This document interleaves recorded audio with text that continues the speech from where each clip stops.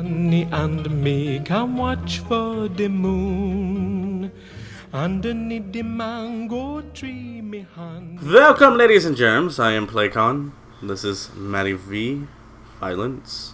We are Shoot the Reel, as well as 8-Bit and Bump of the Night and all that good stuff. You made me do something I didn't want to do.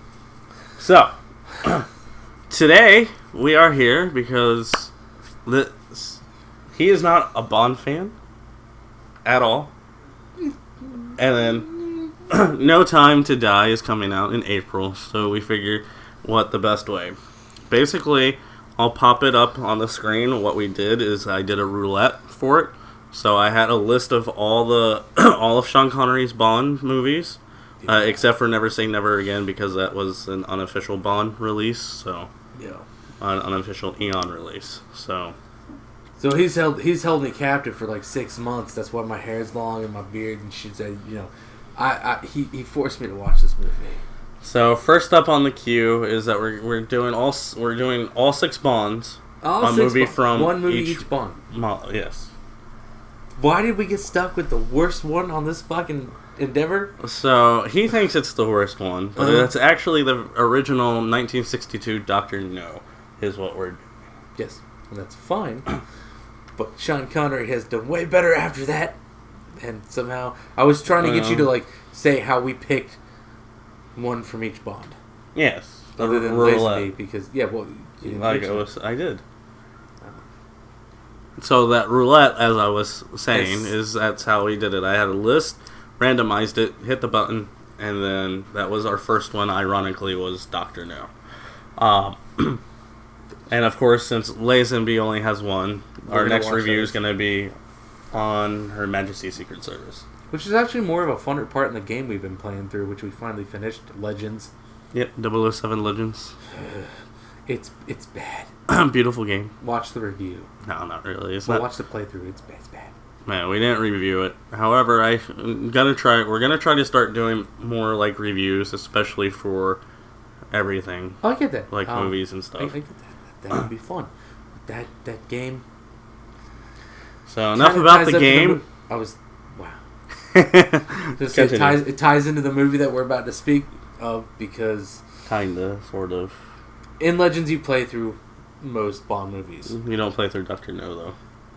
Didn't say you did. I Just wish. said that you played that through. Been fun. There's nothing. We'll get to that. We'll get to that. All right. So we watched you. Well, you forced me to watch DrNo. Yes. So we watched DrNo. Of course, I've seen it multiple times, so I already know it almost inside and out. So, I'm going to let Matty take over a little bit. I'll try to ask him some questions about it. So, what do you think about the first Q? I don't know. He reminded me of somebody out of the Willy Wonka movie. I felt like the father. That's the only time you see that guy as Q. Okay. So it was weird. And then you got to see Moneypenny for first time. The first time, but it was a very short time. But it did like you said, build up to the kind of the relationship they have, and I think that comes into the whole Bond is more into dangerous situations, so they always felt that they were going to be a thing. It happens in the rest of the movies, as you pointed out, and in the games we saw that too. Well, of course they're not really a thing; they're just more friends. I'm saying, just clarifying, just in case someone thinks that he's going on that. I know. No, I'm just saying that they. Not a thing. They had a kind of this weird flirty relationship that probably could have been more, but because of James's style, and because of her working for MI6 as well. That was funny too. I will give it on this movie at the beginning of that. There's a part there that was it's great. All right, so what you want to start with the beginning? Yeah, start at the beginning where he gets his credentials and his new weapon. Oh, when they tell him not to use the Beretta anymore? That's fucked up. He's so upset about it. He tries to steal that shit, too. He's like, walk out with it under the box. And it's just up there Bond, leave the Beretta. Fuck. And then he leaves the box at the reception with Moneypenny. And but the part of that that was funny to me was it was already setting up their character development. Oddly enough, that's kind of probably the best character development if you've seen some other movies and know Moneypenny a little bit, because it's like, oh, there's a back and forth here and it's going to continue. That's kind of like it's more character development than we get with anybody else in the movie. What did you think? Because I think this was actually before it with him and Sylvia Trench in the casino. Where he first utters the Bond. James Bond. And you learn his drink too. I think they bring him his drink, right? No, later on? That's later on. Okay, so like the casino thing was pretty good. It was weird that he was the dealer, because that's not how like casinos work now. It was because that's old. Yeah. It's back in the day. Yeah, it's back in the day. So like you had that situation where like, he's like dealing the cards and he's winning every hand, and any casino now would have been like, yo, hey motherfucker, get the fuck up, like come with us, and you're not getting your winnings. But he did that shit, and it was a cool back and forth between him and Trench. And like I knew she was going to play into it a little bit. I don't know how far she plays into James Bond later on, but with that it seemed like a throwaway thing. Yeah, because she shows again up at his hotel or at his apartment. The chick that he... Yes, I know who it is. Yeah. She's golfing. Yes. And before he leaves to the... Yeah, but Bahamas. I don't know, like I'm saying... Is it Jamaica? It's the Bahamas. Okay. No, it's Jamaica. It is technically Jamaica because they're in Kingston. They keep mentioning Kingston, unless I'm wrong. And there's also a Bahamas island or something that says Kingston. I think it's. However, though, I'm like, she was the best actress in the movie, and she was barely in it. Oh, Moneypenny or Trench. You didn't like Moneypenny? No, I did, but I'm saying, like, you only got, like, 2 seconds with her. It's like, he says stuff, he's like, I've been trying to get a hold of you, blah, blah, blah, blah, blah. Goes into the office, comes back out, and as soon as he's about to talk, her little, back then they were, like, the communicators, or the two-way speakers. Two-way like, communicator, yep. Something about, like, don't give your normal speech with Bond, or don't do your normal back and forth with Bond. He's got to leave immediately. Yep. So then he gets back to his hotel room or his apartment or whatever. It was never really made clear. Because it is Jamaica. I had to double check myself. No, I'm just... And she's like fucking there playing golf in his apartment. Like, what the fuck, man? Like, I didn't know chicks liked golf. Never met one that liked golf. So it was kind of weird. She's like, oh, you fucking make... She didn't say fucking. That makes me a liar. She was like, oh, I missed it, or you made me miss it, or something like that. And then they had their, like, you said you had to leave immediately. And he's like, yes, immediately. And then she like kisses him, and he's like, somewhat immediately, or something like that. And they're like, the fuck is this? Like, this is like the startup of like cinema, like it's Cinemax. It's Cinemax for the '60s, because it just feels like it's setting up like a softcore porn. And then it just goes to, like, James Bond down south, like, on Pan American Airlines or whatever it was. Pan Am, yeah. Which kind of maybe, because Catch Me If You Can kind of made me remember that, because that's the fucking... And he also gets the James Bond car in that movie, plus the tuxedo that Sean Connery wore in Goldfinger. Didn't know that. So, like, that actually happened in that? And Catch Me If You Can, yeah. I mean, like, that did actually happen to the guy that... Well, it is based on a true story, right. So maybe. I'm like, that's kind of cool. I didn't know that. I just got that feeling from this. That's kind of weird. So, when he's getting off the plane, what did you think about the guy with the sunglasses that he talked to, that was talking like kind of on the phone or looking at a newspaper? Can't recall exactly. I don't remember that part per se. I remember him getting to the driver of the from the government house. Yeah, it was government house. Is that what it's called? Yes, it's government house. You're okay. Right. Well, but no, like when he's getting off the plane, you see him on the phone asking about the driver from Government House. You see the other guy with no, sunglasses. I already figured with the way things were set up, I kind of already got that he was working for either an ally or some... You're talking about the guy that comes into play later on in the movie, which only for a fucking towing scene. No, he does more than a towing scene. We're gonna get into that because there's another character in this I've already talked to you about. I kind of figured like everything was a setup because you saw the chick trying to get his picture. Yep.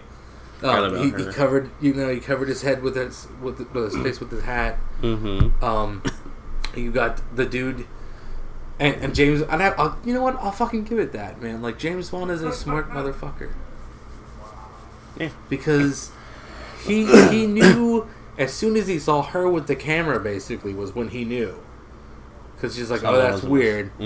Something's wrong. Then he saw who would be his ally later on. Saw him a little bit.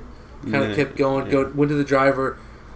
Government House. Sent out driver. He's like, I'm gonna go check out my reservation in the hotel. And he goes and does that because the dude's like, well, I can do that too. It's like, no, I'm gonna go do it myself. So he gets into the fucking... Well, he calls at Government House, obviously. They tell him that, no, they didn't send the driver. Well, he asked it. He's like, well, because he's setting up a lunch date, basically, with the guy he's supposed to meet. So he's like, 1 o'clock. Yes, 1 o'clock at the Government House, blah, blah, blah, blah. And there's this weird exchange. He's like, but sorry if I'm late. And, like, he already fucking... The dude, because he saw the photographer go over towards the car and was looking in the trunk and, like, kind of, like, looked like he was... Or she was talking to him. Right. And he knew right a fucking way that, like, he's being set up. So they get out there. He does that, figures out who it is, gets in the car anyway. Because he's like, I'm just going to fucking kill this dude. This is what's going to happen. Well, I mean, he needs to get information. Okay, so that's what made it kind of brutal as a James Bond film, because, like, that was cold-blooded. He's like, I fucking know you were hired by somebody to kill me. So he does that. They're, like, driving along. Someone's tailing them. Which know who it is, because they show you who's tailing them. Sort of. Not at that point. Which point are you, like, at?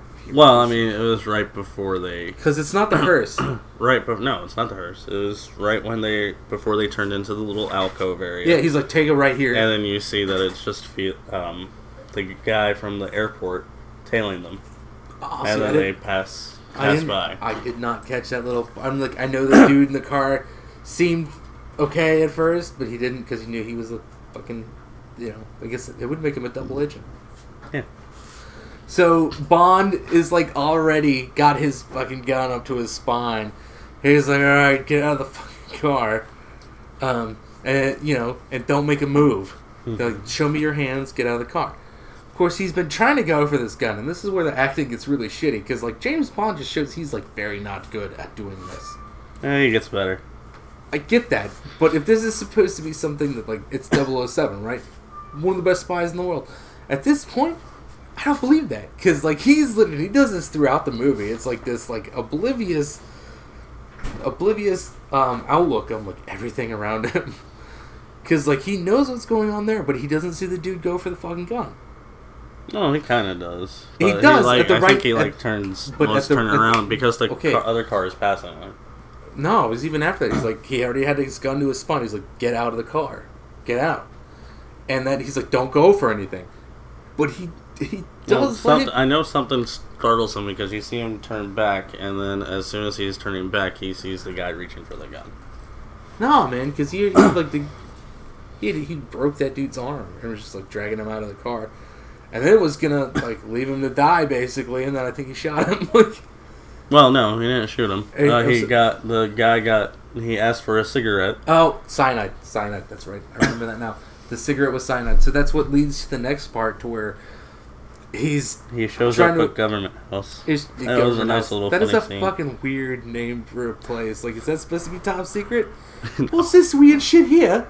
Government House? Like, what the fuck is that? Like, oh, because of strong beds. Obviously, you see the... Strong bed. That's his name?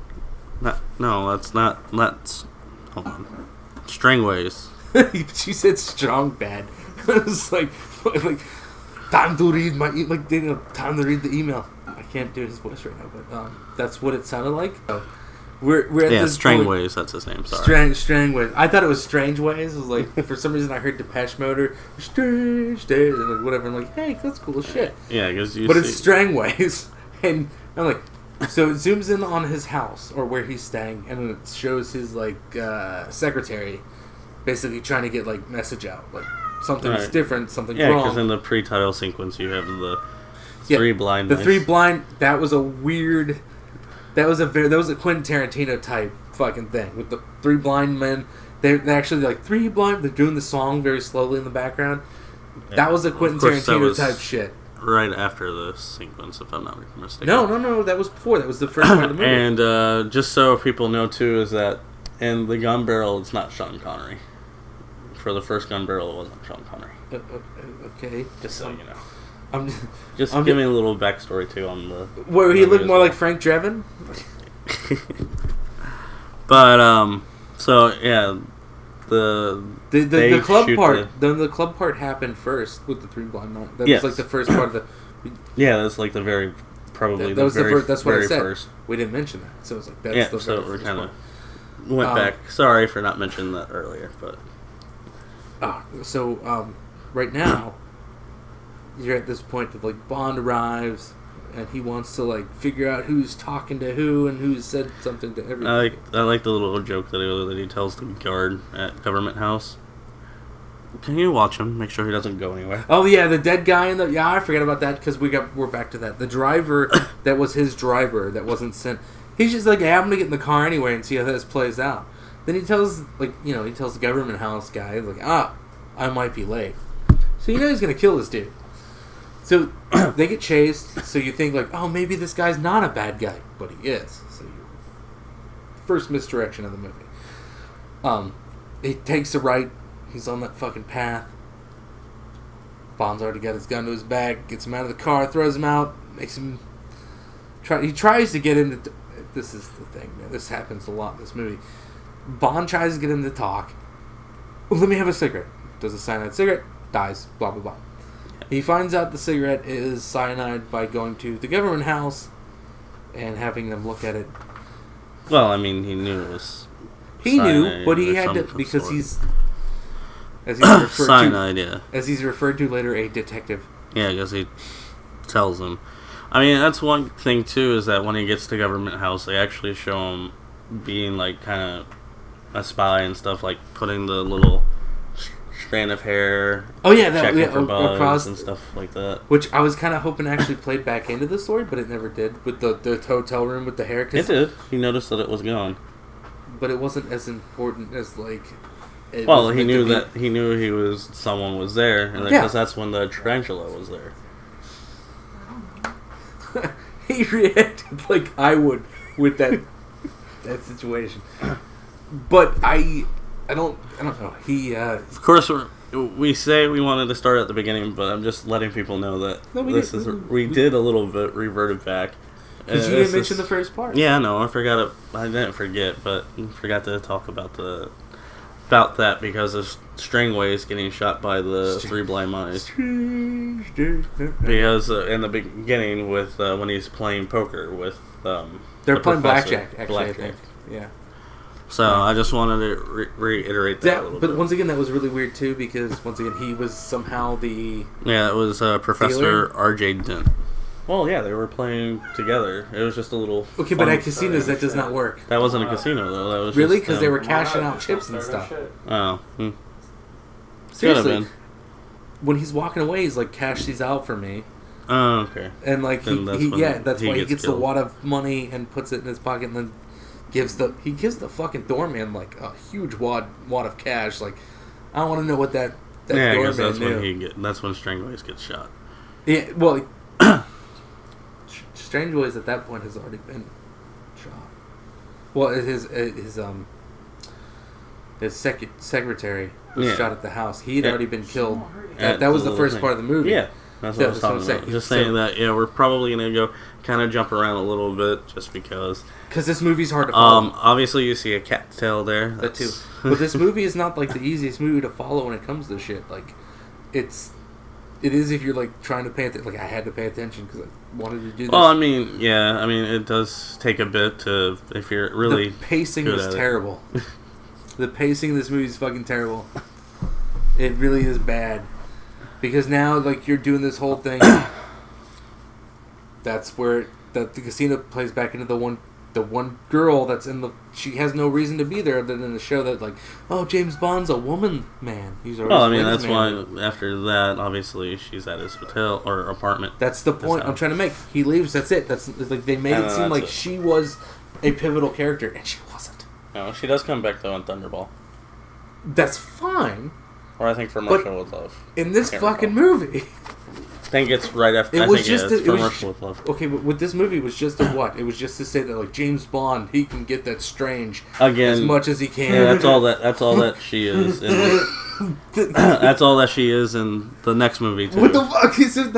That's my problem. I don't James remember Bond, if she actually dies in the next one though. I don't know if she dies. No, she doesn't die in Dr.No at all. She's still alive. Because normally, it's just horrible because she's just like a sex object, and that's you gotta horrible. show. It's just like it's so bad to do that to that character where it's like, hey, you want an acting career? Come with us. We got a part for you, and it's just a fucking sex interest for Sean Connery. Yeah, I mean that's kind of fucked up. Like what? That's 20 minutes in that movie that could have been cut out to make it a little less than 2 hours. Well, I mean, they were trying to go more on towards the books in a way. We get it. He's a womanizer. But obviously, it's not going to be full on to the books because then you're looking at probably an even 5-hour movie. Okay, look, Lord of the Rings did it with the uncut versions. This is 1962. You can't really do it. They could have because the animated Lord of the Rings. Plus the budget was only $1.1 million. Man. You really love this movie, and I'm not trying to like make you mad here. You have to understand, it's $1.1 million back then. It's a lot of money. It grossed $58 million. I never said it was. Look, I'm trying to tell you that like you wanted my honest opinion. I'm trying to. You're just like, man, look at this man, like shit. Like, no, I'm just letting you know on how like the history of it. I get that. It's look. I didn't even look. Just looking something up for that. No one was saying it. Look, it's great that you know this. Like, it's one of your passions, man. I get it. It would be like me coming to you and be like forcing you to read every Witcher book, play every fucking Witcher game, and be like, "What'd you think?" Except it wouldn't be though, because I like The Witcher. Oh Jesus, that's not my point. Okay, sorry, folks. Back to the review. I don't think Matt's trying to shit all over 007 is what he's. I'm not. I'm just saying. So like, we left off about how you would react the same way to the tarantula. Yeah, I would have froze up and not fucking done shit. Like, that motherfucker, that was the most humanistic I've ever seen James Bond. He froze up, he let that shit crawl up his arm, because he's like, I don't know what the fuck to do. What am I doing? And it fucking climbed up, like, he waited till it got off his shoulder. He stood perfectly still, because of the spider... What? I was gonna say, but before that, that's when we were introduced to Coral. And yes, Pussfeller. Why do they have such weird names in these movies, man? And of course, that's when we find out who the guy at the airport really is. Yeah, which is Felix Leiter. Yeah, which is a CIA agent working for, which once again doesn't make sense, working for NASA. And he becomes James Bond's like best friend. Yeah, doesn't really show that in this movie at all. No. Like. What I'm saying is, it doesn't make sense now to like the NASA thing, as NASA's now like you watch this movie now and like things are so dated to where it's like, oh hey, NASA and like blah blah blah blah blah blah blah the government, like yeah, because that's the government. NASA was a government thing. Today now, it's pretty much a traded industry that like, right. So it's and then after that, that's when he went to Stringways' house. Yeah, which. We see the orange blood spray on the fucking carpet. Yes. That's where we found the receipt. Apparently, the woman that was there was half high C. That would explain the orange blood. I don't know. It was just weird. Well, this is where he also finds the folder for Dr.No. And Crab Key. That was at the beginning of the movie. That's what they stole. Well, he noticed they were missing. Okay, I'm just saying, like you said, he found them. Man, this is why you gotta watch the movies too. I couldn't watch it again, but I've seen the review. I watched this shit today. I mean, I've seen the movie many times. What? That's horrible. I wanted to watch it, but you were taking too long to watch it. So I wanted to refresh my mind. That's why I'm reading, because I can actually visualize everything. Because I have seen it too many times. Don't worry, the next one we'll both see at the same time. Yeah, it's like I wanted to originally. Oh well. Anyway, back to this. So after all that, that's when we get to the tarantula. After he... I would have freaked out the same way, because he just... Dude, and did they really have to go, every part in this movie that had action, right? Mm-hmm. For some reason, this is the most, dramatic when it comes to the music. You know, the background orchestra that's there. Mm-hmm. Because when he, gets up off the bed and just starts smashing that fucking spider, it's like, boing, boing, it's, really loud and, it's a Stephen King book. Well, it says it's supposed to be a poisonous venomous. Spider. Venomous. But that's the most that the orchestra swells up, in the entire movie, for the most part. So, he kills that spider. He acted the same way I would, where it would just be violently trying to I'm gonna hit it with whatever I got. And he did. He beat the hell out of that spider. That spider took more times to kill, took more hits to kill than anybody else he killed in the movie. It's because spiders are fucking evil. Right? My point exactly. So, now he gets up and, he's just alright, man. What? More to the point to where he kind of has an idea for certain things when it comes to who's dead and the bar and blah, blah, blah. Right, yeah, because he takes the rock samples from R.J. Dent. He doesn't take him. He did... Well, they found out they were radioactive. But, damn, man, you were jumping further than I am. I was trying to, you told me to watch this. I'm trying to explain what, happened, and you're, reading it off of a page. No, I'm not reading it off of a page. I know that. You, I think he's saying close your phone, bro. You're you're skipping the point to where, he didn't know who this dude was. He went and met because he found the receipt in the office. Well, he knew who, Dr.No was, but not completely. They know who he was investigating. That's what briefed him on, is who they were investigating. Yeah. But... and he found out that they took the folders because he was fishing through there. And he found the receipt from R.J. Dent, the Professor R.J. Dent. Bond didn't take the folders. I know that. The three blind men did. Well, they're not really blind, but... What I'm saying is that... Well, you thought I was jumping ahead, but... Yeah, I mean, the rocks were... Well, you kind of were, because he had to order the... What was a K2 unit or... Geiger counter. Geiger counter. To, he had that, special package from home. Didn't say what it was, didn't tell anybody what it was. And then he was like, oh, can I go out that way? And he finds... Someone was listening in. The Asian girl. I don't know her name. I don't remember her name either. I don't know if they actually... Do they give a name? I believe they do. And it wasn't because of that. It's just it was not very memorable as a character. It's there for a fucking small minute, not even a long thing. It's very pivotal though. It's weird how this part is very, in a way, very pivotal to. Yeah, they don't mention her name. They don't mention her name either. So she invites Bond. Well, he asks her out on a date. He's he finds her snooping around the door, listening through the keyhole, and he's like, oh. That's not a good habit to have, listening through the keyhole at people. She's like, I'm looking for these files. And he's like, oh, well, I hope that doesn't take you all afternoon. I'd feel bad if I feel that you'd have to look for that all afternoon. And she's like, well, I'm off for the afternoon. He's like, huh, that's a coincidence. So am I.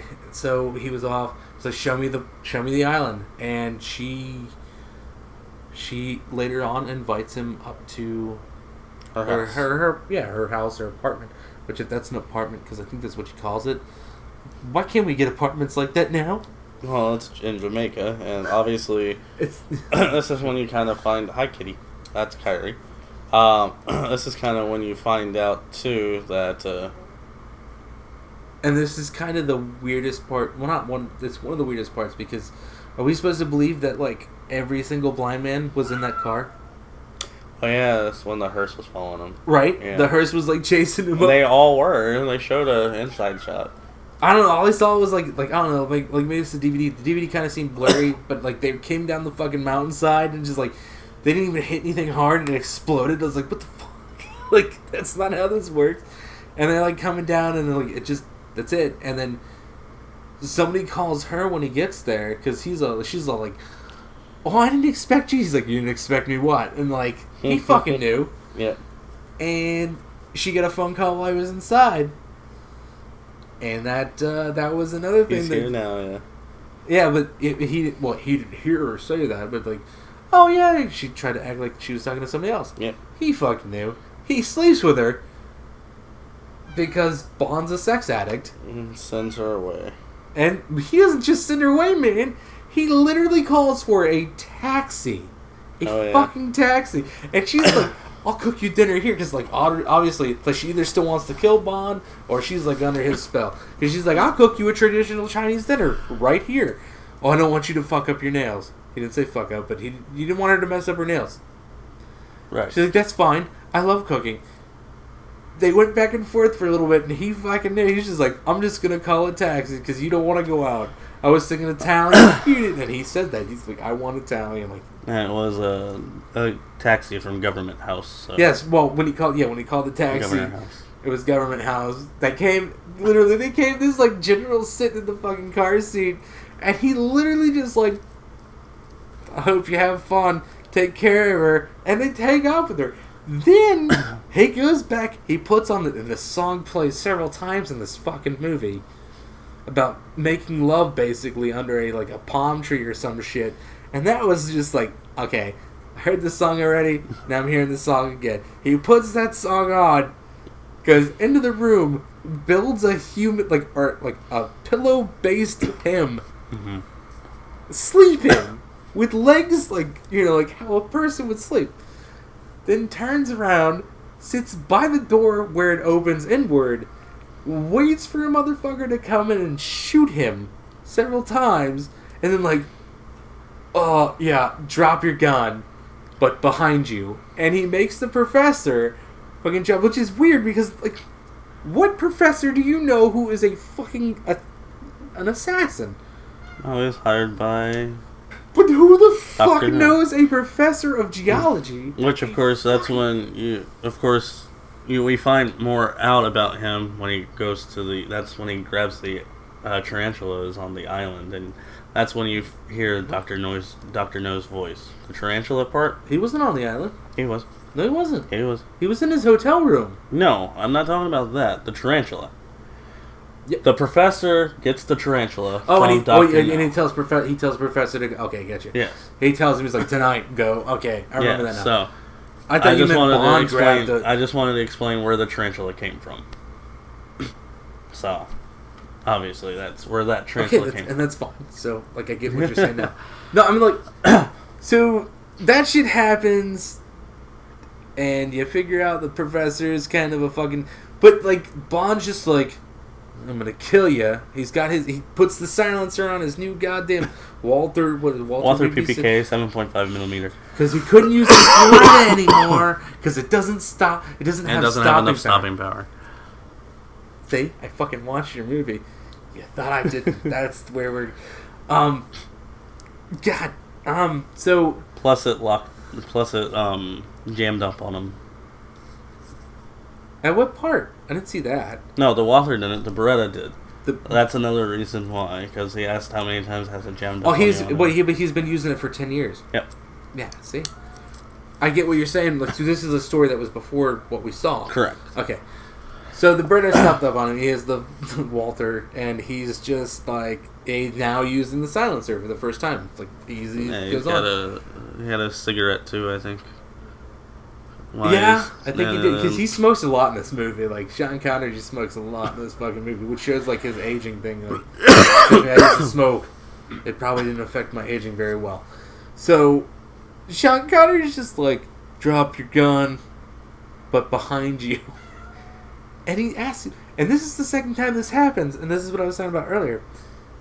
James Bond doesn't give time to people to react. The cyanide dude, he should have fucking known. Like, he should have fucking known there was something weird with that cigarette. And should have not given it to him. This one, he literally gives him like 5 seconds to react, and the professor says some shit. And trust me, as a spy, I think James Bond could have like worked him over a little bit. Well, I mean, get him to talk. Oh, I mean, Bond already knew a lot of what's going on. That's not the point, man. Look, and the fact that also that he knew that he was out of ammo. Okay, that's fine too, but at that point, he knew the dude was out of ammo because it was a Smith & Wesson. You've already got your 6. Now have mine. Why did he shoot him? He could have just like beat the shit out of him for a little bit to get like actual solid evidence. And like, I know he already thought he knew something. But you don't understand how like shit really works. Like, you have to make a case for shit, and that's where like the Dr.No getting arrested thing. Someone will. Dr.No didn't get arrested. No. I'm saying when Honey later asked, we'll get into that, but it's just fucked up. That, like, he's just like, who do you work for? And he barely gives the dude like 5 to 10 fucking seconds. He's just like, Gee. And then he shoots him in the ass. Like, why the fuck is this a to make thing? sure he died. Because, a bullet to the ass is going to kill someone. I'm pretty sure Forrest Gump survived. What if he was dealing with Forrest Gump? Something just jumped up. No, he shot him in the chest. He shot him in the chest. Then he shot him. Forrest Gump would have extraordinary ass cheeks from all that running.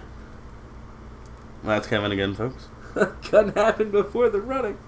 But anywho, the reason why he kept shooting him, shot him. Dude, he shot him twice. He shot him twice. Is to make sure that he was dead. Okay, but he shot him. The dude was like flipped over onto his fucking stomach, and then James Bond is just like, "Dum," and then it shows him grab his ass. Like, okay, why did you just shoot the dude in the ass? Like, there was no fucking point. Is that Well, it really 007's supposed like to be the ass, but yeah. That's the way that I'm telling you. But the way it looked, yeah. The way it looked was just like, and then he fucking died. Idea to make sure it looks like you got shot in the ass. So that shit happens, and I'm just like, James Bond's kind of cruel. He waited there for like a while to shoot this dude in the ass. Like, it was a vindictive ass shooting. It was just like, hey man, you came in here, I'm going to shoot you in the chest. Oh, that was enough. I didn't get the information I could have got out of you by torching you a little, like a spy would. So I'm just going to shoot you in the ass. And he did that. And that's kind of fucked up. Like, James Bond literally could have just, like, smacked the dude around. Because he was a geological professor, right? Mm-hmm. He was basically Stan's fucking dad from South Park. He was Marsh. He was, goddamn. Anyway. What I'm saying is that dude was just a professor, but they made him seem like he was so much more. But when it got to the part that James Bond like met him, he just shot. Like, he's like, "Who do you work for?" Well, I mean, he met him before, talked to him, and he figured it out. That's why he figured it out, but he didn't know who he worked for. He could have got Dr.No out of him. He could have, but he didn't. He didn't get a confession. He just shot the dude in the fucking chest. Because, one, he did go for the gun. Which, shot him in the chest. But then he flipped over and you shot him in the ass. Like, why? Why is that a thing? So he didn't get any information for the second time from somebody he's gotten close to. So you're basically, like, saying that James Bond is kind of... He's kind of like Pink Panther, man. Or not Pink Panther, but, the fucking detective. Oh, what is his name?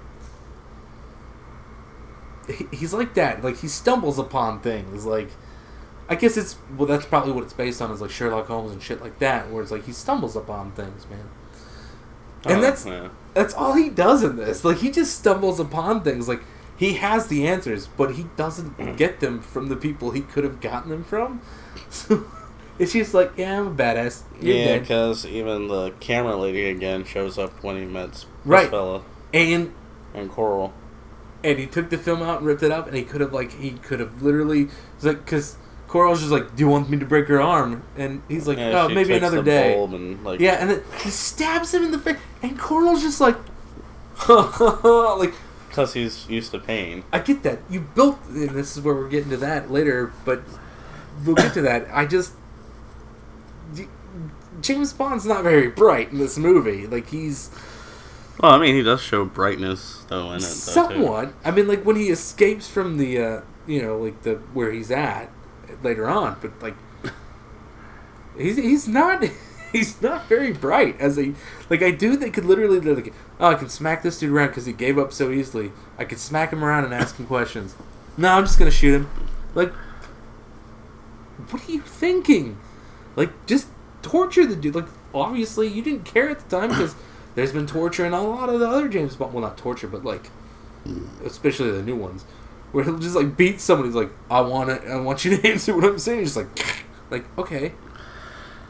So old James Bond didn't do that. He was just like, I don't know, maybe like I'll just shoot him and not get the answer. Like, you could have just got the answer like that, and the movie would have been like way shorter. Well, now we're on to where Coral and Bond go out to the Crab Key. Oh, God, that pissed me off so much. They meet. Well, James is like at one point they get to there, and Coral's like, I don't want to be here because of the dragon. Like, I just, I think blah blah blah. I don't want to be here. Yeah. And Bond's like, well, we're gonna stay the night. Like, I'm gonna go do this. So like James Bond goes off, and you just see Coral like take a shot from his jug. And I'm like, man, this dude's gonna get me fucking killed. Yeah. So they sleep, and then Bond sleeps because this is what comes into play. Bond sleeps. He was taken first watch, I guess is what it is. But then Bond wakes up and sees the chick with Honey Rider on the beach collecting shells because apparently they sell singing the song that you heard a lot of. Once again, thank you for that. I was trying to get past that, but yes, you hear that they're making love under the palm tree or whatever. Like, and then Bond starts to sing it. Yeah, and then she gets all nervous and weird, like she should at that point, because some random fucking guy in her life is like, I'm singing a song and coming close to you. Like, I don't think that's I think that's kind of creepy. I would never do that. It's kind of a creepy thing. Grabs her knife. No, does he really? I don't remember. No, she grabs her knife. knife. She grabs her. I thought you said he grabbed her knife. I was like, I don't remember that. She grabs her knife. Basically, there's a whole thing that ensues. Like, He convinces her he's not a bad guy. She puts the knife back. She tells him why she's there. She collects the shells there, which has been brought up before because Coral lost friends, which I think was her father. Probably. Well, I didn't know if you caught. I caught that. I was like, oh shit! It's like deep dive there. I think her father was the guy that went for the fucking shells on. Because she used to dive out to get those shells. Yeah, because it's obviously they get it for free. They can make a bank in Miami. Well, it's not even that. I mean, like they're radiated, so they're much larger than they would normally be. I think was like the whole. That's why they go out there to get. I thought the radiation didn't get that far. But what do you mean? It was on that island. It's all around that island. Yeah, I gotcha.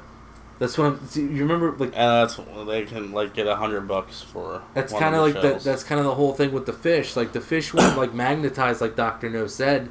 They were that big, and I think it was because of the radiation.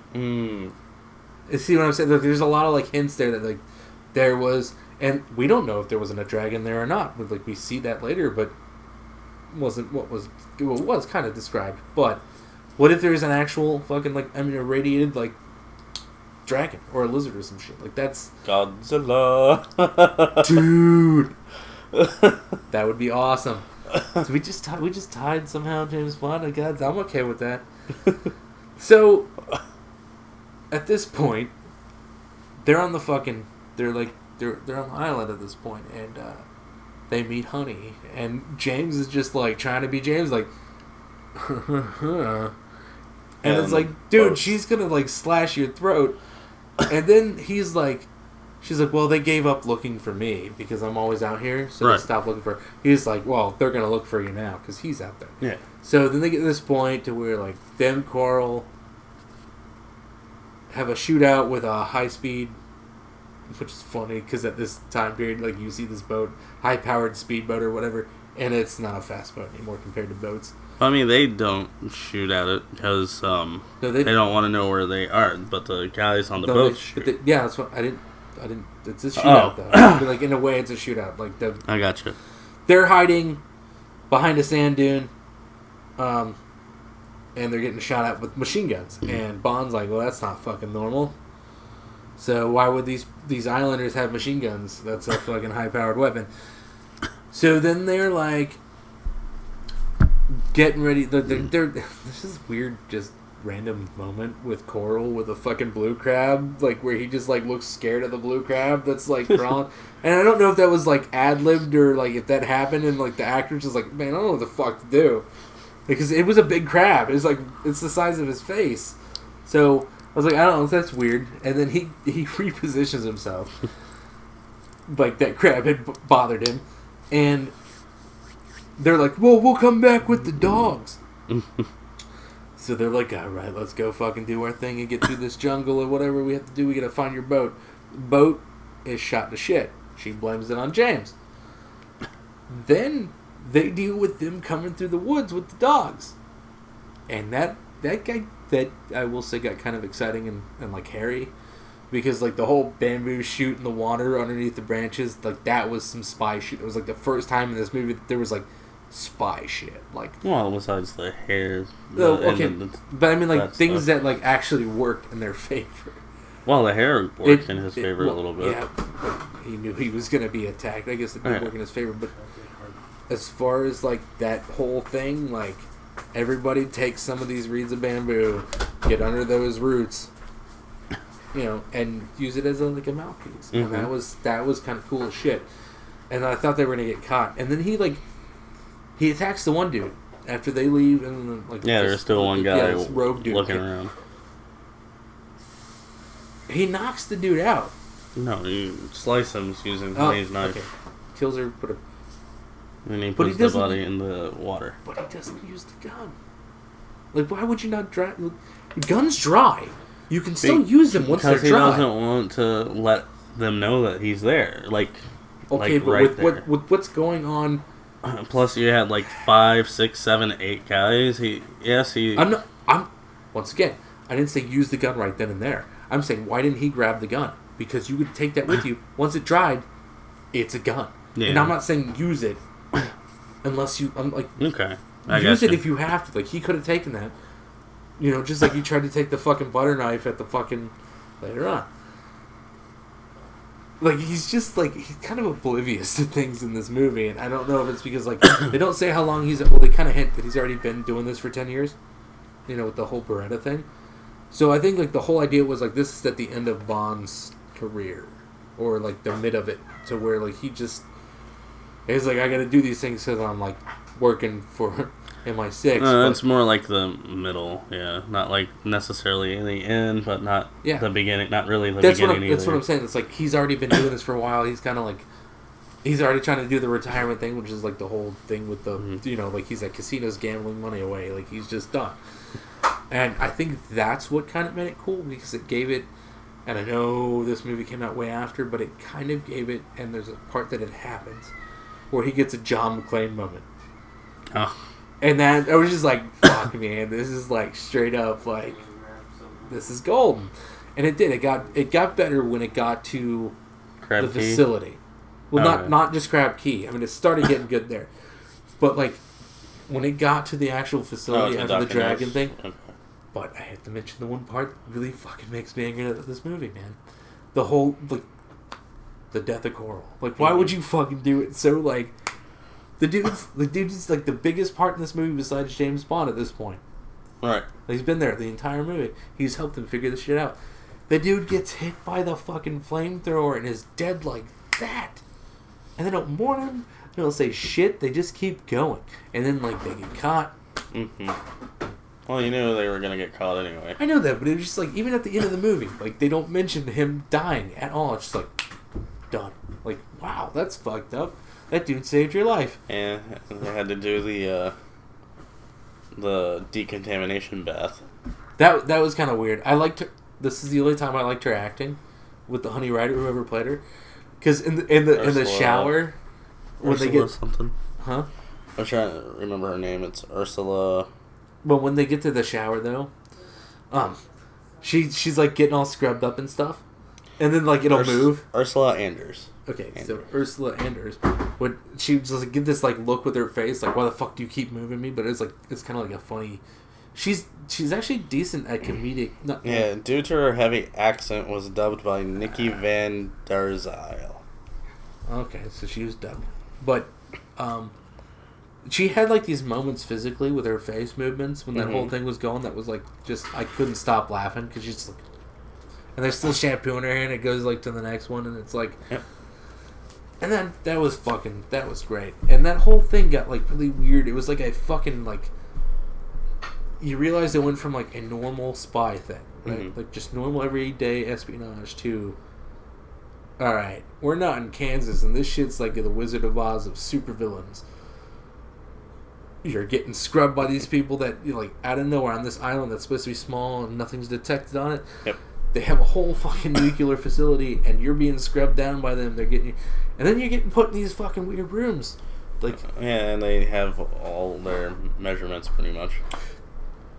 You got that. See, like, we didn't have your measurements until like a couple hours ago, like, or till last night. Like, that's fucking creepy.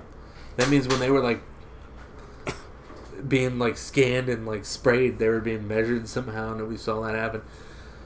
Which then you get the whole thing. They get told that like, oh, these are your rooms, and everybody seems really nice. The two nurses, they seem really nice. They're like, oh, hey, these are your rooms. You're not to be bothered. Breakfast has already been ordered. He hopes to. Dr.No hopes to see you for dinner tomorrow. Which Bond's like, yeah, that would be. I would be. I can't remember exactly what he says. Like obliged or something. Like, I would also be surprised or something, about joining him for dinner. And that's the shit up. And I really feel like this could have started with a little bit of, like, you didn't have to do what they had to do for the first, like, hour of this movie. It's the second hour that, like, really fucking think of this as kind of The Rock. And I fucking hate Nicolas Cage. But that movie... It did a similar thing. Like, oh, here it is. Here's your little bit of exposition.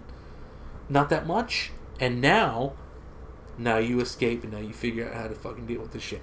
And they could have done that with this movie, because, like, that first part of it dragged. The Three Blind Men was okay. The whole fucking weird thing with the house and her communicating to MI6, just that was a necessity. But there's like so much of that just wasn't like necessary. Yeah, I mean, you could make it better.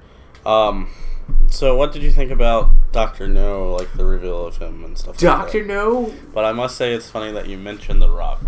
The movie The Rock, because of who's in it. It's Sean Connery. Yeah. I'm just saying, like, that kind of felt what this should have been paced like. So, as far as Dr.No? Yeah, Dr.No and Spectre. When you find out, okay, first of all, their name, like Spectre, I didn't know exactly what their name stood for. Special like, Executive for Counterintelligence, Terrorism, Revenge, and Extortion. What the fuck? Like, if you're trying to have a cover for something, I don't think that name's going to hold up very well. Or Spectre for short.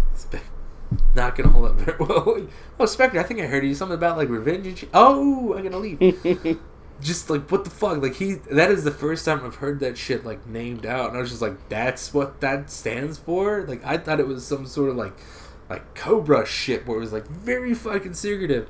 Mind you, once again, I feel like now, knowing that, and I said that earlier, was that like with Spectre seems like something Cobra Commander would have invented as, so like let's tie that together. Let's G.I. Joe and 007, because that is some that's some like fucking Cobra Commander shit.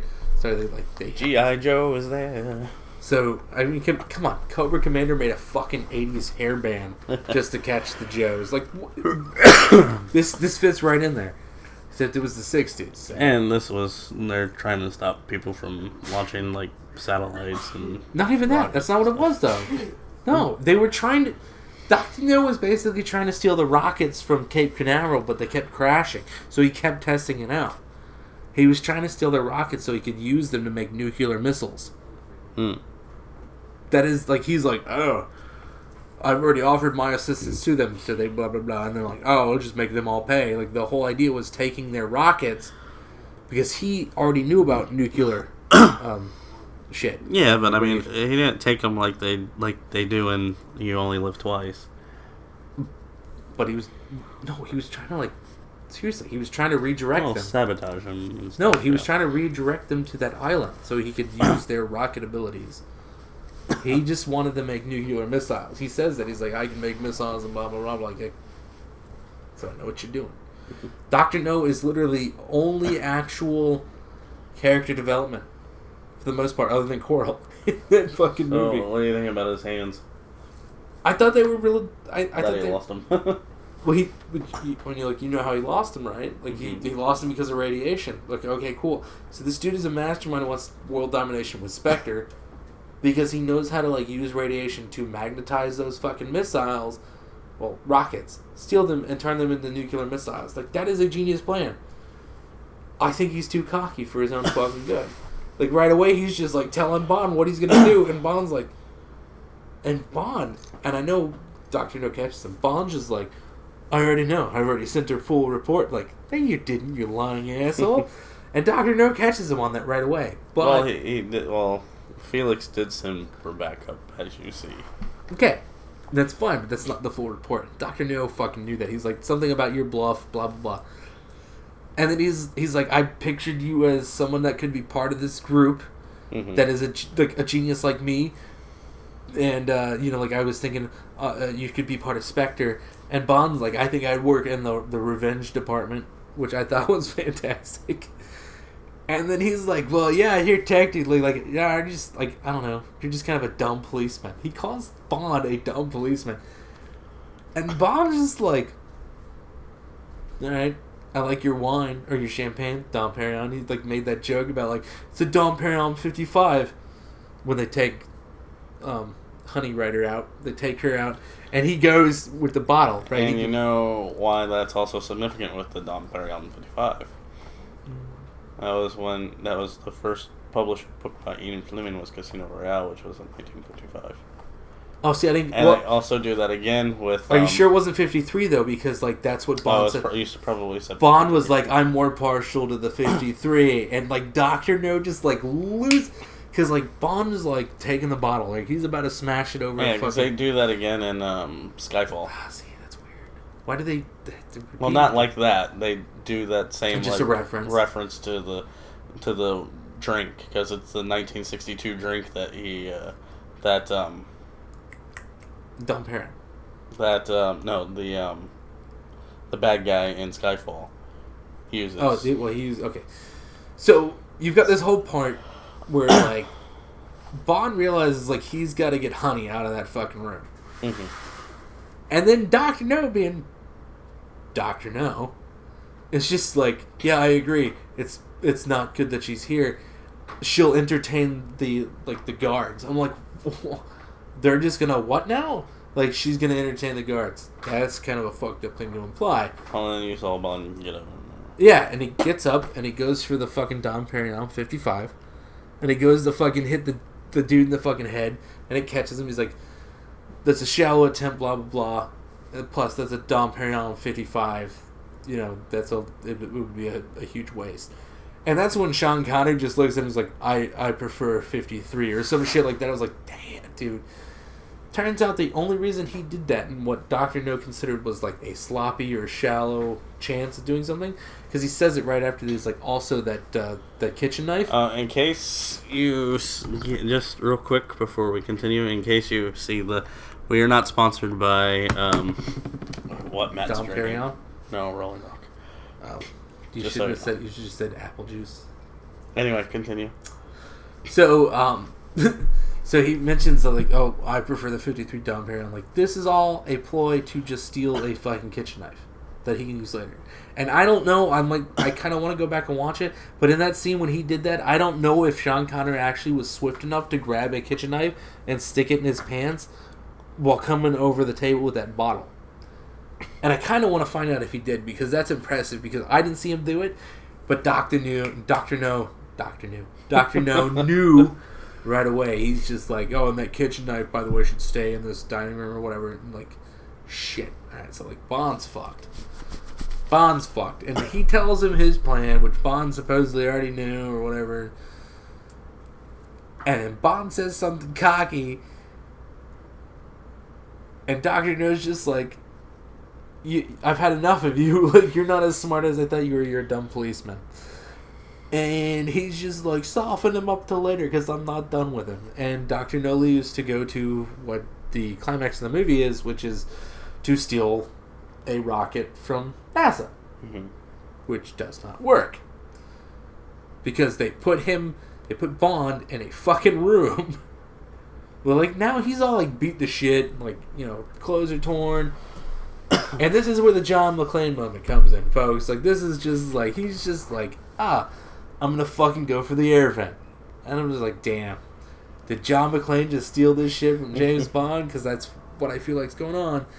He goes to fucking strike the... He strikes the fucking air vent and gets shocked the fuck out to where he's shot into the wall. And it's like, oh shit. And then he's like, oh, my shoes have rubber in them. So he takes one of his shoes and he bangs the fucking the vent off. And then he's basically John McClane. He's like in their air vent system.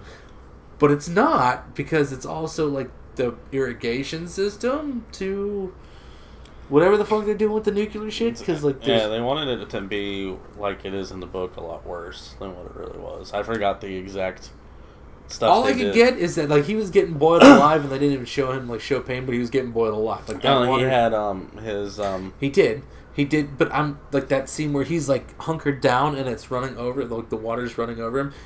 Afterwards, it's like steaming fucking hot. Like he was being boiled alive, and they don't even like hint. That was kind of a problem to me. They didn't show like any reaction of the pain of the hot water like brushing over him and shit. Like that would have been like, damn, you're a fucking badass.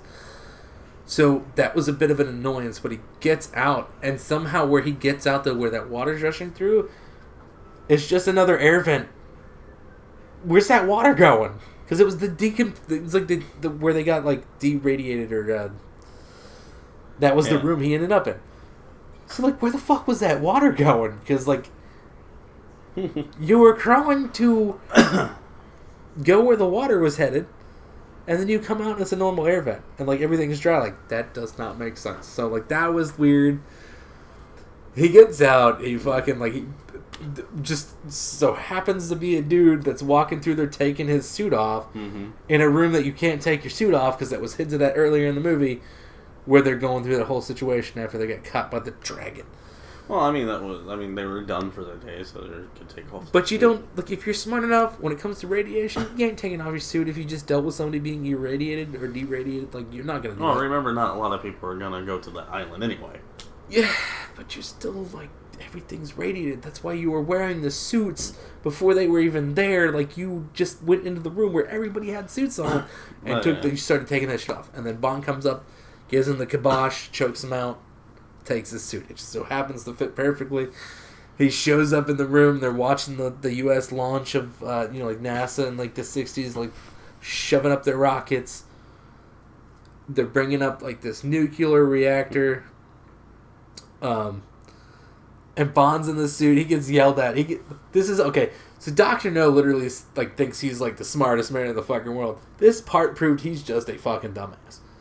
Oh yeah, I didn't like how he died. I didn't really. No, I don't mean how he died. I mean, like, this part just proves that he's a dumbass. There's somebody in your crew. You have already talked about how like smooth your operation is. There's someone in your crew you have to yell at to get to their post.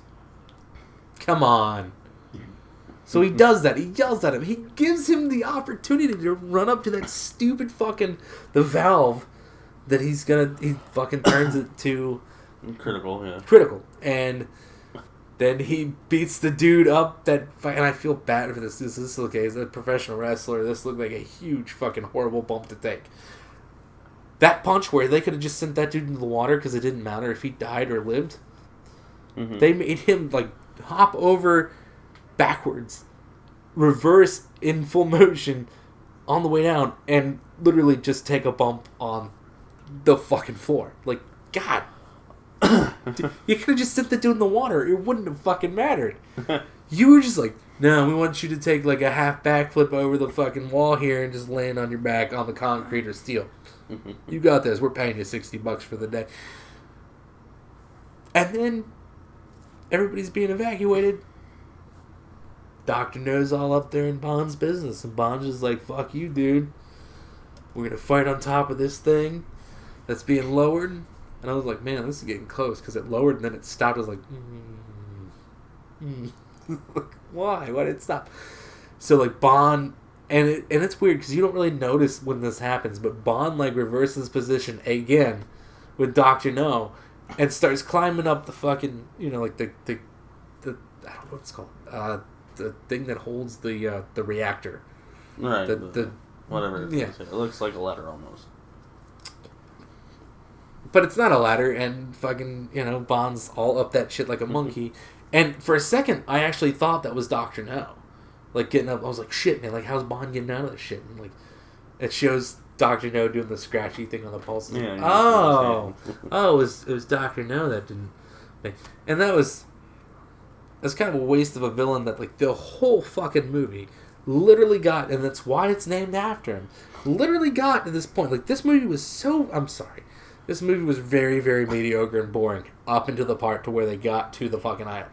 And then it was like, this is pretty fun.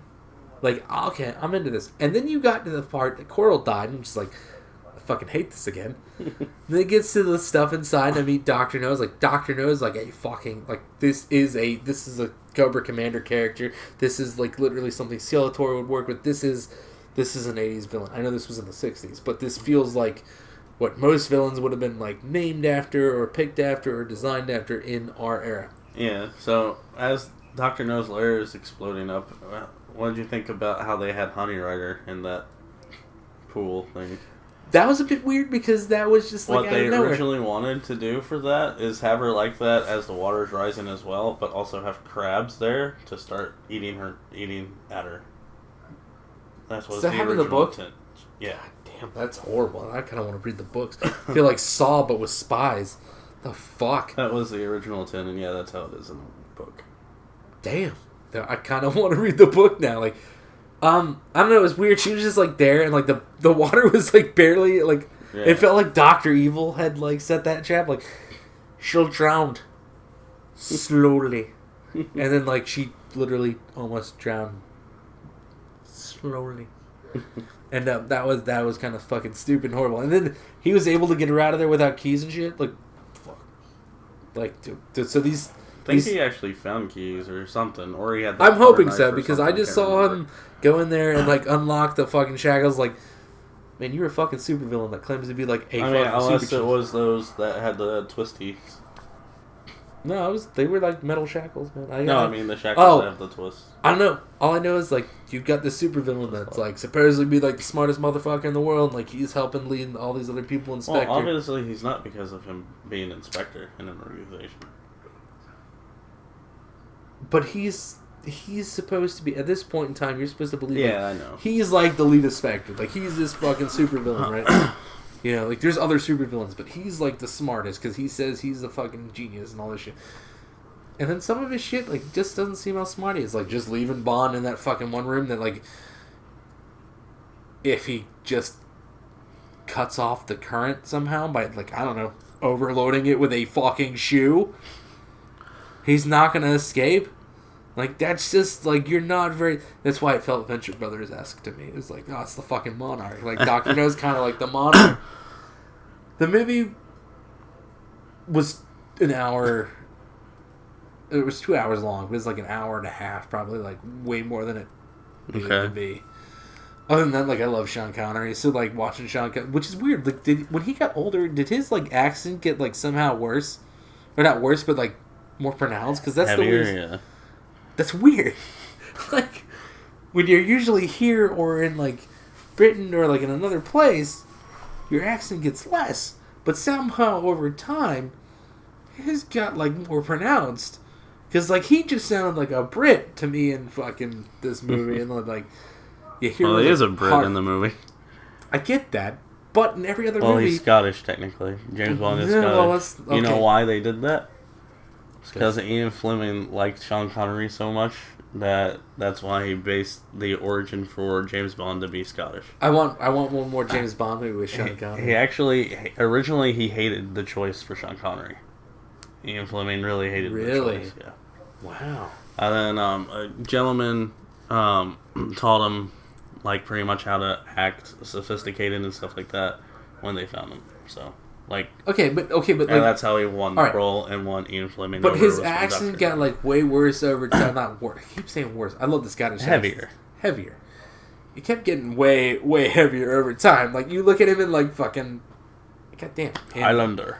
And Highlander, he's a Spanish dude.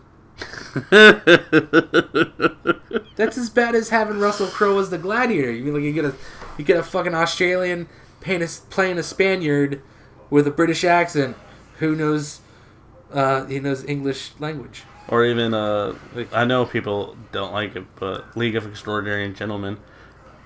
Or you can even say, look at the From Russia with Love game. You can definitely tell. I don't give a shit. The game was fantastic. That's one of the reasons some people don't like it too much, is that put them off of it, saying hearing an old Sean Connery and a new Sean. But like here's the thing though. But I love the game. Well, when that game came out though, that dude was retired. Yeah, I know. He didn't have to come back. He didn't have to do that. He did that. He did it for his grandkids. Thank God he didn't come back for any League of Extraordinary Gentlemen shit, because that was just no offense. So overall, the movie. Oh, we forgot the ending. Well, right. Everything blows the fuck up. Everybody's diving off the fucking walls. Bond and Honey somehow come. Well, he has to go save Honey from that weird, like, fucking, like, slow drowning shit. I think there's supposed to be sharks with laser beams. Crabs, like I said. Crabs with laser beams on their foreheads. Anyway, so they get to this point. He saves her. And she's all, like, monkey climbing down this fucking, like, scaffolding with him to get to that boat that just happened to be there. Bond beats the shit out of the two dudes there. Then they get away. They run out of gas, and then like the coast. Well, it's not the Coast Guard though. That's the weird part. I thought it was gonna be the Coast Guard, but they're flying British flags. It's whoever Felix got. I forget. Well, I'm like that. Yeah. But it, like, because it's in the Bahamas, well, Jamaica. It's down in that area. Jamaica, like, I mean, like, okay, so it would probably be like the Coast Guard because it's closer to Florida, but it's not. It's like a British ship. He's got things there. He realizes what's going on with Bond. Bond's there, like, with Honey, and, like, they're like, Bond does this cheeky thing. He's like, oh, what are you doing here? Do you need us to save you? And I was like, damn, you asshole. And he's like, tosses him the line because they need a tow. Then, like, Honey is just, like, she kisses Bond and, like, kind of slowly climbs down to his lap. Mm-hmm. And literally her head's, like, right there. And then it goes back to, I forget his name, but the American agent. Felix Leiter. Felix Leiter is like, ho, ho, ho. And then you see, like, Bond lets go of the tow line. He unties the tow line. And that's the end. Well, they come back around. No, they don't. They would. They didn't, That's though. the hint And thing that they'll come back around. Nobody's going to leave. Like, nobody's going to be like, hey, man, we're paying like $200 every minute that we leave this motherfucker out here. He's getting laid in a boat. Just leave his ass out here. He'll find a way. Because I'm telling you, man, that's not going to happen. Like, they're not going to be like, let's just come around in a few minutes. Oh, no. They're going to be like, yeah, he's doing something against protocol. We're just going to go. Like, leave him here. He'll find his way. Apparently, he didn't care. The movie it felt long. I love Sean Connery. Like, his performance was great. There was those little cheeky moments that he's, like, known for with Bond, where it's like, you son of a bitch. like with the chick that was going to have him off. He had those cheeky moments where he's just like, I don't want you to ruin your nails. He's just, like, being an asshole. Like, he fucking knows it. He's James Bond. That's why he's my favorite. This, however, though, was probably not going to be my favorite with Sean Connery. Because this movie, it dragged. You still need to see Diamonds Are Forever and Never Say Never Again.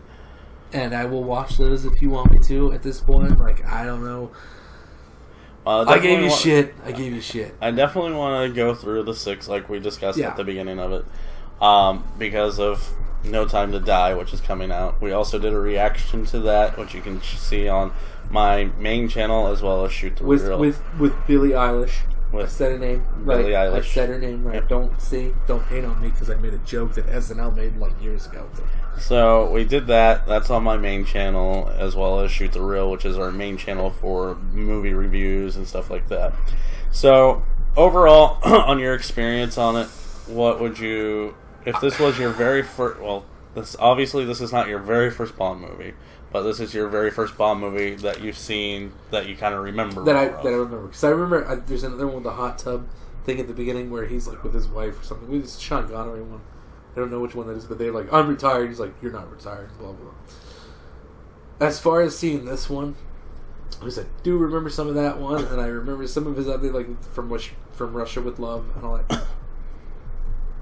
This movie seemed like... It seemed like whoever directed it really didn't have, like, the direction they were... Like, it feels like they were like, hey, man, we don't know if this is going to succeed.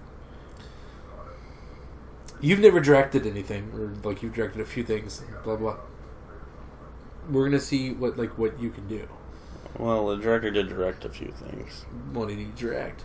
I can tell you, besides this, yeah, he also directed the second one. That's not what... Commercial Love.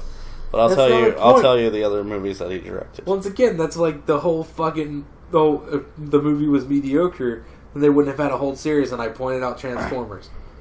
See what I'm saying? Like, yeah, but I mean, also at the time, I mean, no one was seeing any type of... There was no spy movies at the time. This was the first. The 60s, there's a lot of Clint Eastwood westerns, like the spaghetti westerns and shit like that, which is not a bad thing either. I see what you're saying. Like, it was new for the time.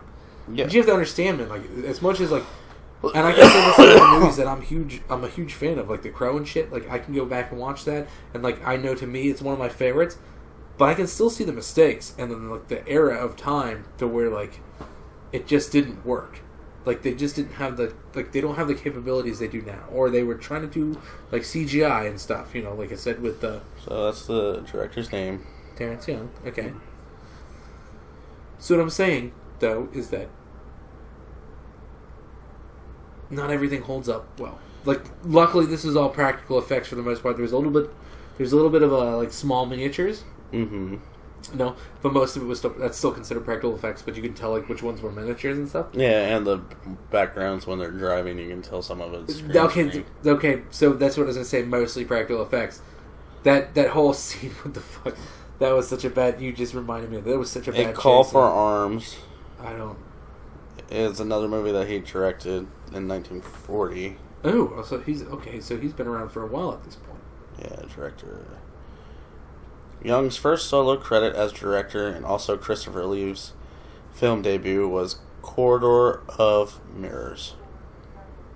Christopher Lee? Mm-hmm. Like Dracula and Saruman? And Scaramanga from The Man with the Golden Gun. Wait, what's his name of the Man with the Golden Gun? Scaramanga. That's weird that he's played characters that are very similar in name, like Saruman and Scaramanga. That's weird. That's who he plays in Lord of the Rings, right? Saruman. He followed that up with a music called One Night with You, Woman Hater, a comedy with Stuart Granger, They Were Not Divided, based on his own life in the Irish Guards. Young also directed Valley of Angels and The Tall Headlines. I've never heard of any of those movies. I'm not saying that they're bad. I'm just saying like this movie to me. So yeah, he's been a renowned like movie director. I don't know. This movie just seemed kind of odd when it came to like certain situations to where, once again, like I know when. You okay there, man? You just had like this fucking. No, I'm just. It's interesting. I didn't realize there was another movie called No Time to Die. Really? Back in 1958. I thought that was a Bond movie already. That's why I thought it was weird that they called it that. No. Oh. It was a 1958 film about an American sergeant in the British Army during the Second World War. In the U.S., the film was renamed Tank Force. More than 60 years later, the same title was used for the 25th James Bond film. And he's the one who directed that movie.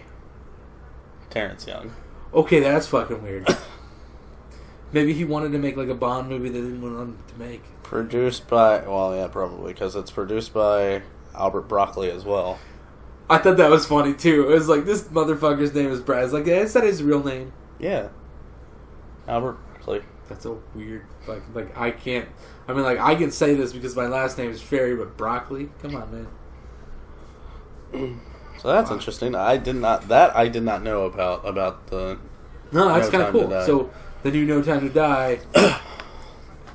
There was another movie called No Time to Die that was directed by the guy that directed the movie. The very first movie, yeah, from James Bond. Kind of interesting. Which he also did From Russia with Love and Thunderball, I think it said too. Man, damn. Maybe James Bond is just like the Illuminati. Yeah. Maybe that's, I mean, like everything's connected. But I don't know. As far as this movie goes, what I don't know. I tried to watch it last night. I fell asleep. The pacing was so awful, but as far as storyline goes, I did like the fact the villain wasn't revealed towards close to the end, because that was kind of like different from what we get now, where you're like introduced to the villain right away, and then you try to, you know, like because all you do is hear his voice at first. Yeah, and then you get that scene when they're actually finally on the island where he comes into his room and you see his hands for the first time. It's like, oh, there's an assassin with black gloves, but it's not. It's just Dr.No trying to figure out who this is. Dr.No is probably the best character of this movie. The fact that he never returns. Would you recommend this to someone who's never seen a Bond movie?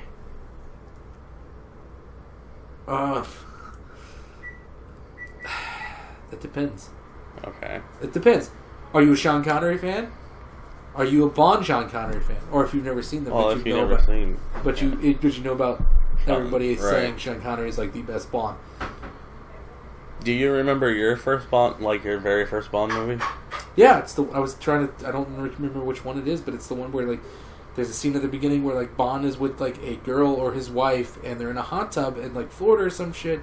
Dude comes up. This is like, I get a mission for you. He's like, I'm retired. And he's like, you're not really retired or some shit like that. It's been a long time. I just remember that one. That's it. And then From Russia with Love, because of the video game.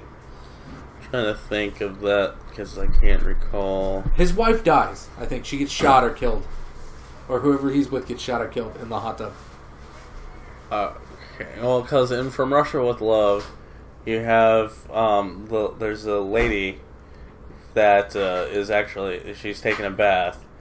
Then there's an assassin. Like, she gets out, and then there's an assassin coming from behind Bond. He sees him in the fan, or like some type of way he sees him. Throws him into the tub, gets a fan, and electrocutes the guy in the tub. All I remember is like a hot tub, Bond's with a woman, Bond, it's Sean Connery. Because he he's, doesn't, like, retired. he doesn't have his a wife until On Her Majesty's Secret Service, which is our next movie. Yeah, but I thought Sean Connery had somebody that was like steady in like 2 movies, but she dies at like, I don't know. I'll have to... That's the chick from Dr.No, the one beginning. So Honey Rider. Oh, the one from the... Oh, that's why you said she comes back. Yeah. That But then I think she dies in the next one. No, I'm saying that might be it. Like, all I remember is just... Okay. Like, I could be wrong on this. I just remember that, and like that's pretty much it. And All I right. remember Pierce Brosnan being announced as like the new Bond, and my dad was on this whole kick, like, oh, Sean Connery's the best, better than Roger Moore. You know, like he was like, oh, I should show you the old Bond films. And I think that's why I remember that, is like he showed me some of the old Bond films while they were on TV. So like I could be not. You know, I never. The reason how I got into Bond, honestly, I'm going to go into this too because I know that we are going a little bit long, but I want to kind of make this, since this is our first one. I know we kind of surmised the movie as well as reviewed it. Yeah, but we did a good job at like explaining everything that went on, and like so I love the fact that you kind of doubted me with some stuff. The reason why, what got me into Bond, realistically, honestly, was GoldenEye. The game? The video game for N64. Okay, like everybody who has played that game is like... Then I saw the movie GoldenEye because me and my friend at the time, we convinced his mom to take us to go rent movies. So we went to go rent... You rented GoldenEye? We rented GoldenEye to see it because I wanted to see, like, since it was based on a movie, I wanted to see the movie. And then I recall watching it all. He fell asleep while I was still watching it. And then after that, we took it back, and I saw all these other videos. You saw the character in other videos. Yeah, and then I saw the one, I can't remember if it was Diamonds Are Forever but it was a picture of Sean Connery on the front of the cover.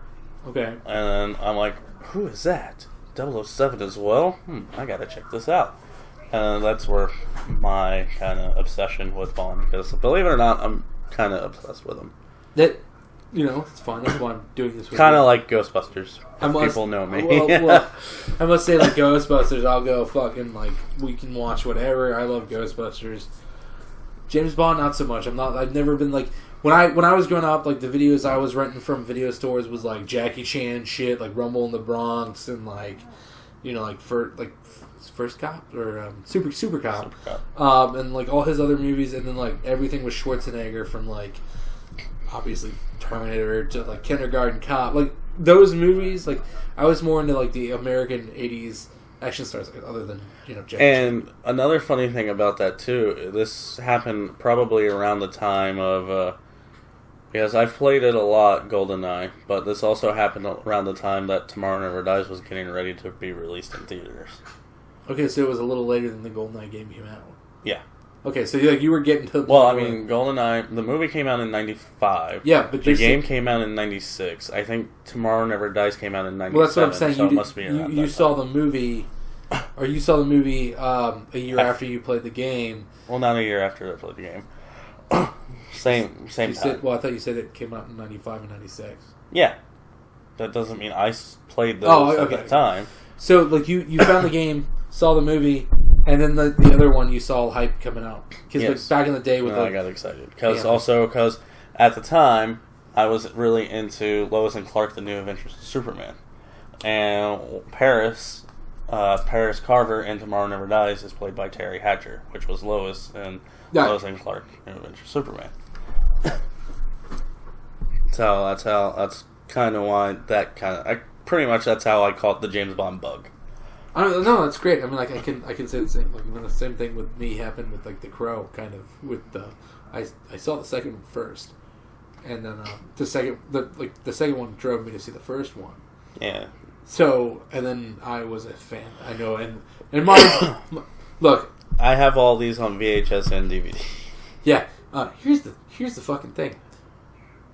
As much as I am not a Bond fan, it's not my thing. I will still give it that they are better than all the Crow sequels, and I love number 2. But the one with Edward Furlong I thought was going to be my favorite because it's goddamn John Connor as the Crow. I was like, yeah. No, it sucked. And that was the fourth one. The third one with Aaron Mabius and Kirsten Dunst was the love. Just, they're bad. Don't watch them. Watch James Bond, though. Watch James Bond. But honestly, as far as my opinion, like, I probably honestly wouldn't recommend this as the first movie to see for Bond. So what would be your choice? But it, like you said, it does all depend. Okay, see? Alright, so like, it does all depend. Like, if you...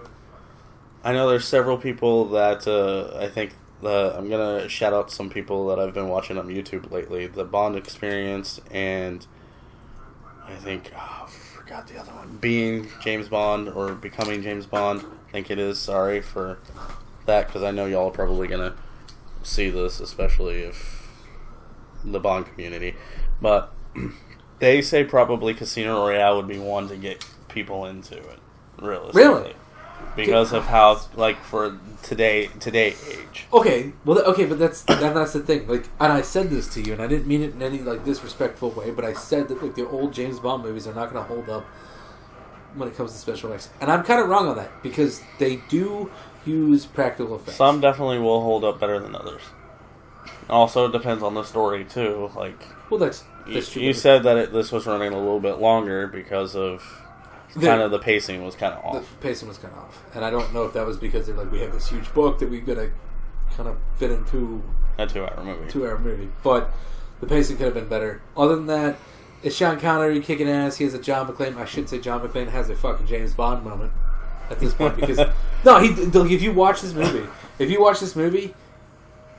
it's very John McClane-ish at one point. Because he's going through, like, his shirt's all fucked up. He's all beaten down. And I was like, I'm all for it for this, because this is cool as shit. This is James Bond, how, like, James Bond should be. Not. And honestly, I would recommend you reading the book if you enjoyed it a little bit, because the book goes a little bit more deep, as well as that scene is a little bit more, In depth. yeah, Okay. like a little worse than what it is in the movie. That's fine, because right now I'm reading it, and like I'm starting to learn that I love Stephen King's works, but when it comes to like certain books, man, like the dude's a sloppy writer. Like this shit's just like so. It's like, oh, here's 8 characters all at once. Like, what the fuck am I supposed to do with that? You just spit out a bunch of names. Makes you want to be a writer. Huh? He said it shows you that you could be a writer. No, probably not. But I mean, like, I just can't kidding. write anything. I could write something in between those, but James Bond, like if the books are good, maybe I'll give the books a chance. I haven't read. I've read bits and pieces of Casino Royale, but honestly, I've read John Gardner's interpretation of Bond books. See that scares me too, because I'm not all. And I love those books. Yeah, but it's just like I definitely like, but I mean, this was after Ian Fleming passed. I know that. Kind of passed the torch to him, essentially. I know that, but that's like okay to me that And kind then of stuff. Raymond Benson was another one. But that to me kind of like I feel like when an author dies, leave his creations dead or her creations dead. Like it's like Harry Potter, man. There's no one better that's gonna be able to do True. that than the original creator. But Jeez. I mean, the guy who the camera shake was because of the cat running in between the legs. So, but the guy who did, John Gardner, he actually he wrote the novelization for the License to Kill movie, if I'm not mistaken, as well as because License to Kill is not a Bond. No, book. but you're saying like every movie now has gotten a book, pretty much like a novelization at least. Kind of. But this dude directed it, or he's just the writer? He's just a writer. And then Raymond Benson, who became the new liaison for the books. There's other people out there too, so I don't remember everybody's name, just the people that I mainly read. He did Die Another Day, The World Is Not Enough, and I think he did a novelization for GoldenEye as well. But does that, I mean, like, to you, that doesn't seem like disrespectful to the original creator? Because, like, for me, it's always been like... No, because like I said, I read the book, Yeah. and it's Bond. Like, it's Ian Fleming's Bond. You can tell that it is James Bond. So they did a good enough job to, like... Yeah. Okay. Because it's kind of like the Wizard of Oz and shit. Like, now they've got, like, new... It's just, like... Yeah, honestly, any of the Bond books I love so far. Like, I haven't found one. I haven't read the novelizations for the movies yet, but I have read, like, a lot of John Gardner's book, which I still have, which I might let you borrow. This is saying... Hold on, I gotta finish it. It's like that... Dude, it took me, like, an hour and a half to, like, read fucking... Might even let you borrow I'll do the Ian Fleming books, too, because they're actually short. That's fine, because, like, the whole fucking thing with it's just, like, ridiculous. Because, like, I'm, like, on 31 or 32. I'm not even chapter 3 yet, and I'm just, like, I have no idea what the fuck's going on, other than Stephen King likes to use an F word. And not the F word that I use, but... I'm rereading... I was rereading Dracula, but... So, as far as the Bond movies, like I said, our next one is going to be on Her Majesty's Secret Service. I don't think we're going to make it this long. Like I said, this might be cut short too, depending on how things are. I have to edit and all that fancy stuff. And throw in clips of the movie and all that stuff. So, it's going to be fun. It's going to be interesting, hopefully. And if you like it, you can check out youtube.com/Playcon. That's where this is going to be, as well as on our Shoot the Real page as well. I want them on both just so people know where they can find us. Obviously, I'm not going to put it on Bump in the Night because that's our paranormal page. That's specifically for that. But it's Bump in the Night Paranormal Radio in case That's you us want to being take a look adults. at it. Yes. I mean, this is still us being a little bit of adults. Yeah, he cracked jokes here and there, but he was still professional with it. But definitely check us out everywhere. We have social media pages and stuff. If you have any ideas as well, any people who get this far, if you do have any ideas, write them down in the comments below. Leave us a like, subscribe to all of our channels. This is Matty Violence. I'm Playcon. I love James Bond. He's Yeah. Like Sean Connery. But it'll grow on him. You know what, Morty? It'll hit you. It'll hit you right in the feels. And this is Salem. Give him a little kiss. Dr. Blofeld and Mr. Bigglesworth. Picklesworth ain't here. Well, we gotta get a bald cat.